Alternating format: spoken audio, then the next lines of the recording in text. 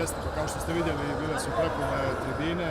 Ja čestitam zaista i ekipi Pravnog i Ekonomskog fakulteta na jednoj fair utakmici, zaista jednoj divnoj borbi. Mogli smo večeras da vidimo i zaista par odličnih poteza i eto, moram da kažem da i zaista raduje jedna ovakva lijepa organizacija Univerzitetskog sportskog saveza Crne Gore, koji me informisao da je u toku ove godine učestvovalo čak 28 ekipa u okviru univerziteta, da je ovo 100. utakmica danas sa ovom finalnom koja se odigrala i svakako da to raduje, da je to priča koja se apsolutno ne oslanja na priču o školskom sportu i gdje možemo kao država svakako da lovimo talente i da eventualno iz ove baze vidimo ko eventualno ima potencijala da sutra bude i u našim reprezentativnim, da kažem, ekipama. Tako da sa te strane mislim da je ovo zaista jedna izvanredna manifestacija i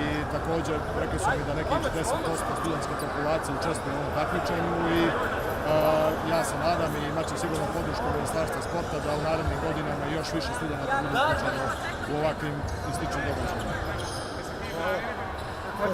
Hvala.